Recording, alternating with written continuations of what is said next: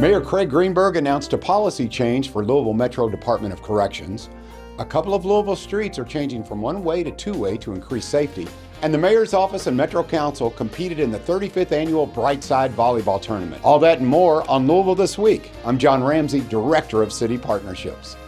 At his weekly press update, Mayor Greenberg announced that the Louisville Metro Department of Corrections will begin honoring 48-hour federal detainers in order to be taken off the federal government's sanctuary city list. On June 25th, I received a letter from the U.S. Assistant Attorney General of the Department of Justice's Civil Division. The letter stated that the Trump administration deemed Louisville to be a sanctuary city because we are in violation of federal law for not holding inmates in custody at our jail for up to 48 hours on what are called immigration detainers. A detainer is a federal document that asks a jail to hold a specific inmate who is already in custody for a crime and is also unlawfully present in the United States. To hold that individual for extra time to allow the federal government to take custody of that inmate. Right now, Metro Corrections provides that notice to DHS about 5 to 12 hours before the inmate is released.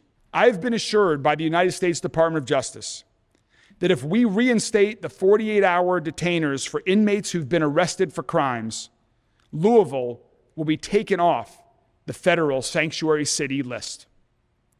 Accordingly, Metro Corrections will begin honoring the 48-hour federal detainers as soon as practical because the stakes are too high. Mayor Greenberg announced the highly anticipated reimagined 9th Street project is breaking ground with one-way to two-way conversion of Muhammad Ali Boulevard, Chestnut Street, and River Park Drive between 9th Street and Southwestern Parkway. This is the first phase of construction that will revitalize major transportation routes between West Louisville and downtown. The Reimagining 9th Street project. We are transforming what is literally a highway in the middle of our city that has divided our city and cut it in half for far too long. We're announcing that the first phase of construction on the Reimagining 9th Street project is beginning with one of the most significant one-way to two-way street conversions in our entire city's history. We're converting over 6 miles of road, both Muhammad Ali Boulevard and Chestnut Street between 9th and all the way west to Southwestern Parkway. Two-way conversions have been shown to slow down traffic, to reduce crash severity, aid in emergency response, support local businesses, simplify access for bus routes, and more. After this phase of the project, we'll move on to phase 2. And that's the work that's going to happen on 9th Street. I hope you all have had the opportunity to see those beautiful plans. If not, please check them out online. It's going to be safer. There's going to be a wonderful new park, linear park from Main Street all the way to Broadway. The School of Rock program was recognized by the mayor and entertained the crowd on hand for the mayor's weekly press update.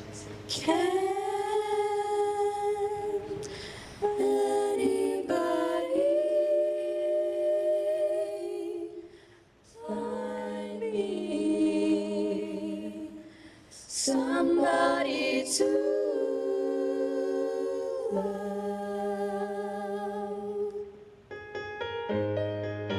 School of Rock is a local family-owned music school that's part of an international network of schools that teach guitar, drums, bass, vocals, keys, and brass instruments. And I've been listening to School of Rock musicians play for many years. My kids had many friends that participated in the amazing program, went to several concerts, and it's great to see kids can jam together in bands with friends, to learn to read music, to play it by ear, to play shows, and gain the confidence to be rock stars. We fully expect that we will see you and your friends and your other School of Rock colleagues on the stage at Bourbon and Beyond, Louder Than Life, and other great shows around this city and around the country and world. And this year, the show team from School of Rock Louisville and School of Rock St. Matthews, they went on a 7-city tour that included shows in Detroit, Chicago, and at the Rock and Roll Hall of Fame. That is very cool. Somebody to love. Find me somebody to love. The Louisville Downtown Partnership unveiled their second City Spot location at the corner of Jefferson and 4th Streets. The entire philosophy behind the City Spot program is to rediscover the art of hanging out, to create beautiful areas that attract you and invite you in, to foster an environment where people can enjoy themselves and their surroundings, take a seat, spend a little bit of time catching up with a friend, playing a Downtown Tunes piano, and to feel the energy and vibrancy really in a unique and authentic setting. Each City Spot is designed and created for the specific space that it is in. So every space where we do these is going to be unique, and we want more of them. It's great to see excitement over this continuous program that continues to add bright colors and new life to our downtown, which has amazing momentum. Downtown, which is everyone's neighborhood, a neighborhood that brings our entire community together and welcomes the world to our city every day. We are so focused on continuing this positive momentum we see downtown, on making it safer, stronger, healthier, more active, more vibrant, more green, a more exciting place to be. The Mayor's Office and Metro Council competed in the 35th Annual Brightside Volleyball Tournament. So we are here today celebrating the 35th Annual Brightside Classic presented by EnviroServe. Right now behind me we have our VIP matches going on between the Mayor's team and the Metro Council team, and then over on the court over here we have our Brightside Board of Directors versus some members of the media and our EnviroServe team, who are our new presenting sponsor this year. First year, we're thrilled to have them. But overall, this is a tournament that raises money to support Brightside, all of the initiatives and programs that we do in the community, specifically around our litter cleanups. It provides trash bags, gloves, t-shirts for our volunteers. It makes all of our educational programming that we do in our schools and daycares possible, Brightside Kids, the Lorax, you name it. All of the money raised through the thousands of players we have here today go to support those programs. This is great fun. This is what it's all about, is having fun, working together. Congratulations, well deserved. Next year, we're going to use the Metro Council vacation for volleyball practice. Congratulations.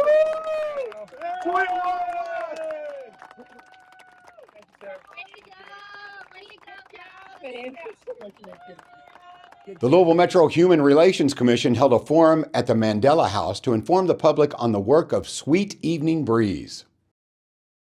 Say that tonight we honor the extraordinary legacy of Sweet Evening Breeze, a trailblazer who lived with courage and grace in a time when being her full self meant risking everything.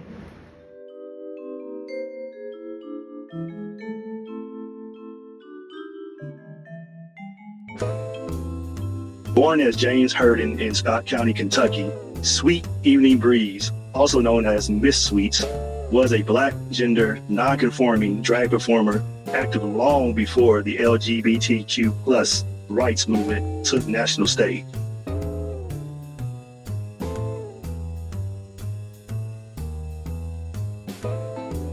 After being left at Good Samaritan Hospital as a child, Sweets was raised by Miss Lake Johnson and became head orderly.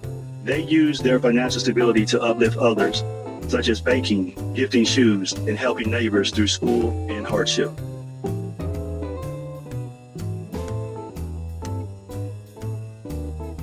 Known for blending masculine and feminine attire, Sweets dressed in full drag for local shows like the Negro Review and Womanless Weddings, and even led the dismantling of wrongful enforcement against the LGBTQ+ community.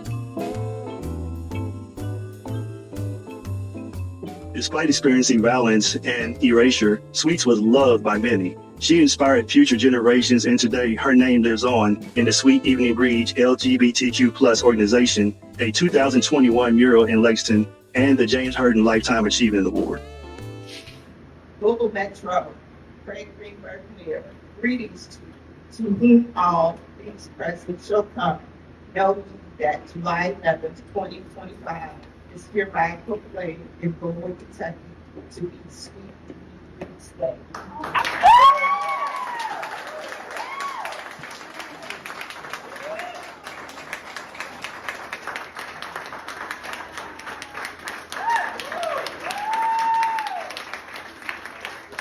haven't experienced, there's always something that we can do. And we never know what that thing is, what long-term impact it's going to make.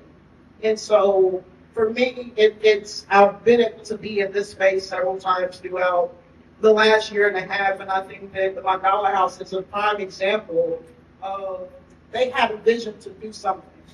And now because they had that vision, we actually have a sacred, safe space for other community groups to use the space. And the partnership tonight with Mandala House and Sweet Evening Breeze is just beautiful.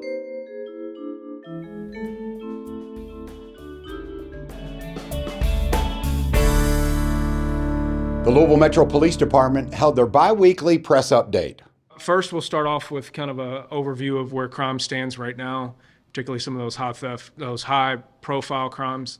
Homicides are still trending down, as well as non-fatal shootings, both in the 30% range.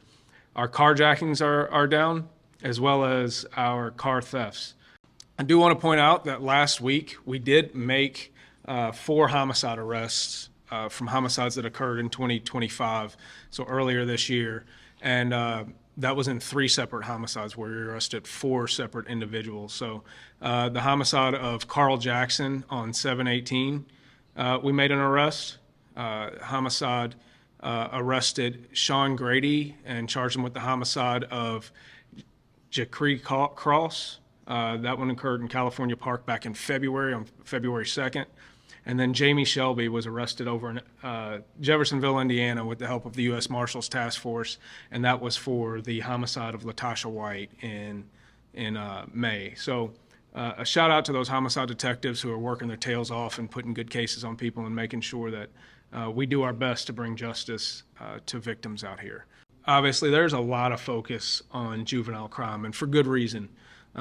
Anytime we have kids involved in crime, particularly violent crime, it's concerning for us as a community. And so I want to give some perspective on where we actually stand when it comes to homicides involving juveniles and non-fatal shootings involving juveniles. You know, any crime involving a juvenile, a person under 18, is concerning, and it is cause for concern for our community. But I also want to put in perspective that the progress that we've made in homicides overall is also paying in those homicides involving juveniles. So we're actually down year to date right now, just 1 homicide year to date difference between this time last year, which, 10 is too many to have 10 juvenile victims of homicides, but that's fewer than the 11 that we had last year. And when you look across to non-fatal shootings, the trend is also the same, that the improvements that we've seen in overall non-fatal shootings, we've also seen in juvenile-related shootings. 44 last year compared to 33 at this time this year. So, that's between those 2 stats, that's 12 fewer juveniles that are involved in those type of violent crimes or victims of those type of violent crimes. But I think you all know last week we had a juvenile victim of a homicide. He was also involved in a shooting before that as the suspect. So, this isn't just a situation where we're talking about juvenile victims. These are also juvenile suspects, and that's just as harmful to the community and to these individual kids who are losing their futures over this type of stuff. And so when I talk about accountability for parents, I'm talking about accountability in the entire system. Obviously, something is broken. It's not, parents need to take responsibility and know what their kids are involved in. But we have to evaluate what we're doing inside LMP to make sure that we're getting these kids off the street that need to be off the street, because unfortunately sometimes the safest place for them and for the community is to have them incarcerated. The first Kentucky Wawa store officially opened in Louisville. Welcome to Wawa! Welcome to Wawa! We walked up and the music was playing. I was like, didn't expect it to be so energetic. Not just lunch, it's Hoagie Fest 2025. I like the energy. You name it, we hoagie it. I like the energy a lot. I'm excited for them. It's a great day to be in District 23 for the grand opening of the first Wawa in the state of Kentucky. We're so excited that they're here. I didn't expect that many people to be here because it's like a gas station. Yeah. It's like you're going to a concert. This is the way to open a business. This is the way to get started. Welcome to Kentucky Wawa. Welcome to Louisville. We are thrilled that you all are here. Thank you so much for choosing us first. Thank you for choosing South Louisville first. I ordered a breakfast burrito. I got French toast. Keeping up with customer preferences over 60 years, it's tough. But that's what we groove on. That's the challenge that we have, and we think we're doing a decent job on it. And I know that, yes, it's taken us 60 years, but we're thankful to be here today. Thanks for being patient and waiting for us.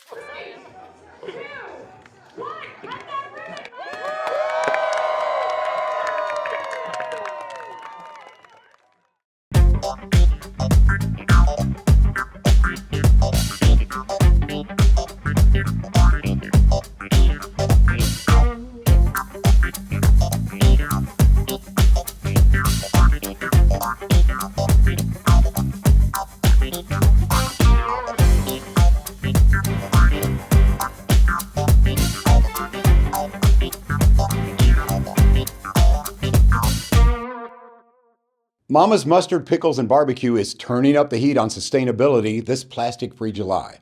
Co-owner and chef Jamie Gibbon is leading the charge by swapping out single-use plastics for compostable and reusable alternatives, proving that bold flavors and bold action can go hand in hand.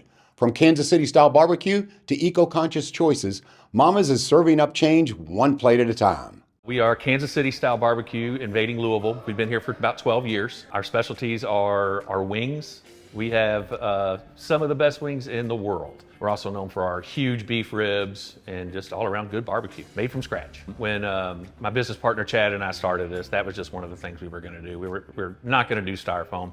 I think maybe one case of styrofoam to-go boxes has happened in this store in 12 years. And that was around after the pandemic when some things were kind of hard to get, the supply chain issues.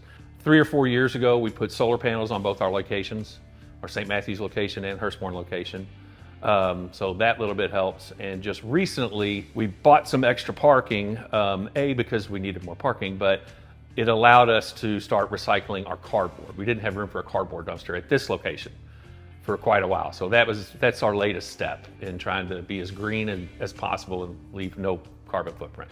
Right when we started, we got a lot of good feedback. We still do get good feedback about it, but I think a lot of other restaurants have realized that it does cost a little bit more, but it's worth it, and it's not that much more. So I think people are getting used to it, which is good. I think if I don't get any compliments or people questioning about this, I think it means that more people are doing it, and people are getting used to seeing these, not styrofoam, not plastic forks. It sounds weird, but the less compliments we get about that, I think the better the whole city's doing. We can't recycle every fork we use, but it's good to know that they're not gonna be in a landfill for hundreds of years. They're gonna be there for just a little while. We love our mamas, and mamas take care of their children, and we want our children to be around. So that's what we do. We've done that from day one. Here's a look at several events happening in our community this week.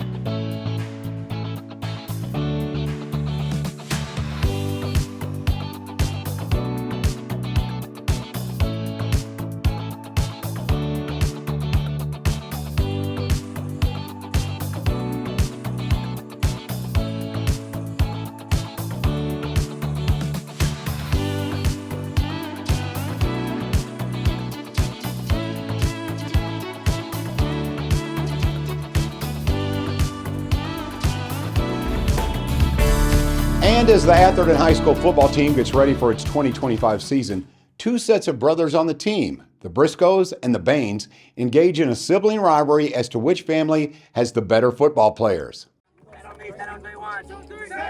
We are the Briscoes. We are the Baines. What is it like being able to play with your actual brothers? Just to compete with my brothers, be on the same team with my brothers, being on the same field with my brothers is a blessing. I gotta give a lot of props to my mama. You can talk trash to them in practice, but when you put that equipment on and go out on that field, y'all know y'all together. When we was young, it's competition. It's always competition with my brothers. You know, we want to be the best. You know, each one of us say we the best. So we try to prove it every day. I always wanted to play with my brothers, but they always been too older than me. So coming to high school and getting up to their competition, it's really just been a fun experience. Well, I played with Big Dude. He was my center in Little League. So I've been playing with him. We locked in, but little bro, he just got to high school. We just started. It feels good to have him on the field with me. At some point I did quit because I stopped playing with him. But then in high school, when I see my chance that he started playing again, so I just decided I wanted to play with him again. So I came back to play with him, and little bro started playing with us too. It's great to, play with each other for like almost our whole life. Competition, backyard, to high school football field. That's make it even better. Growing up, we always played football. We found somewhere to play football. If it's in the gym, on hardwood, if it's outside at the park, anywhere we could go, we would just play football with anything we could use. So just growing up playing with them, it got me more prepared for playing with them in the future. And it feels so much better because whenever one of us has a good play, it's always good to go home and just keep talking about it with your brothers, seeing how good to play with. I gotta cherish this moment because it's his last year. Next year's gonna be his last year, and then it's gonna be my last year. So, I gotta cherish this moment.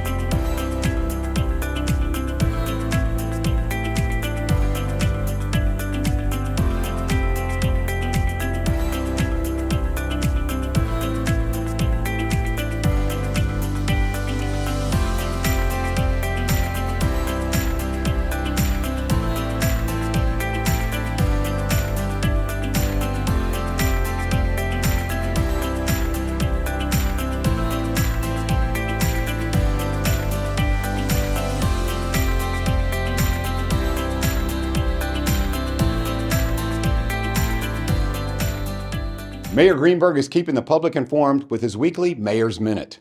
Hey Louisville, what a week it's been. This is a week where we celebrated some wonderful job creation and also looked to the future. We hosted the second annual Kentucky AI Summit, highlighting how our city is using AI to address challenges and deliver better services, part of our push for innovation in this year's budget.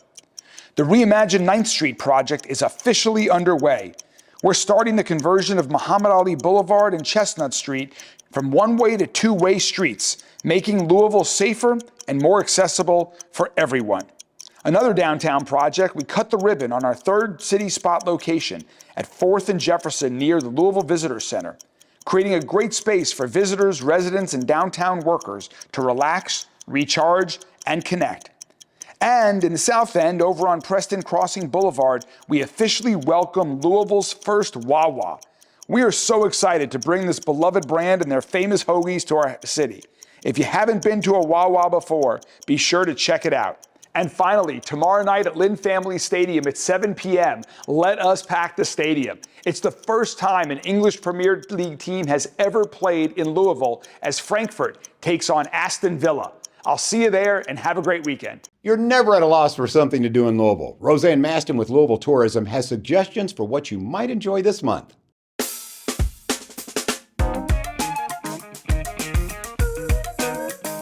Hi, I'm Roseanne Maston with Louisville Tourism. Here are a few events to wrap up your July. Ghost is bringing their Skeletor World Tour to the KFC Yum Center on July 25th. promising an unforgettable night filled with haunting melodies and electrifying energy. Fans of the Grammy Award-winning rock band won't want to miss this highly anticipated stop in Bourbon City. Now in its 9th year, the Big Stomp was the nation's first music festival to focus on mental health and stomping out the stigma that surrounds it. Taking place in Waterfront Park's Brown Forum Amphitheater, the festival will feature 2 days of musical performances over July 25th and 26th, with guest speakers and relaxation activities. The Fraser Summer Beer Fest returns July 26th downtown. Sample craft brews from across the region in a fun, festive atmosphere. Louisville's favorite free waterfront concert series continues for the season with a July 30th show. Waterfront Wednesday will take place at its traditional spot on the Big Four lawn and will feature Ben Sollee and Friends, Mars and the Sydney Sled, and The Swarm. There will be plenty of food trucks and drink options on site. Be sure to bring a blanket or a lawn chair or catch the show from above while taking a stroll on the Big Four Bridge. One of Louisville's most unique traditions continues into its 55th year with the annual World Championship of the Dainty, held on the last Monday in July in the Schnitzelberg neighborhood. This obscure German street game has become a cherished tradition that draws crowds onto the sidewalks of George Hawk Way to eat bologna sandwiches, listen to ragtime music, and watch contestants swing a whittled broomstick in hopes of being crowned a world champion. Get more details about these events and others at gotolouisville.com. Just click on the calendar of events.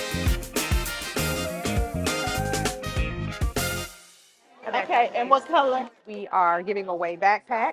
Pink color. We are giving away supplies. Have you heard of educational justice? We have about 20 plus vendors here giving away important resources. We offer free online tutoring and mentoring to 5th through 8th graders. What we do is we pair them up with a high school buddy, and they'll meet 1 hour every week on Google Meet. So parents do not have to worry about transportation, but we do have in-person opportunities as well. Our EJ mentors, some of them actually get scholarships for college. So it's a very beneficial program for all the students who come by. Making sure that we are getting all the kiddos prepared for back to school and making sure that no child is without the resources that they need to start this upcoming school year. There are multiple book bag events throughout the city, backpack events. So we want to make sure that we are touching every single community, and this community sometimes does not get the attention and the resources that it needs. School starts roughly in a couple of weeks, so right now we're in the thick of back to school events, so we wanted to make sure to girls get in on that back to school train. We're doing ours on a weekday. Most of them are on a weekend, so we wanted to make sure to be able to capture those people who work on weekends or who are out of town or their kids are in sports. There's 8 neighborhood play sites, and we just want to make sure that the people down in the West End here in Shawnee are getting everything that every other site is getting. We went out on the streets and asked people, what is your favorite summer beverage?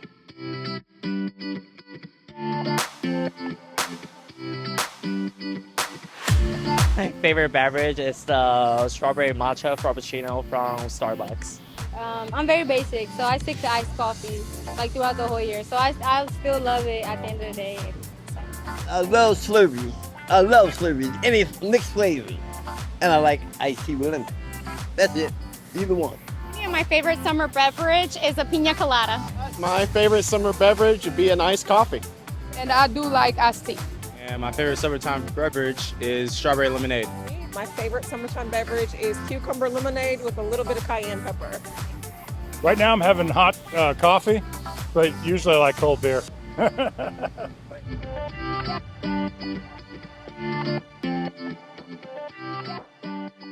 Louisville Metro Animal Services has several dogs, cats, kittens, and puppies that are all looking for a good home.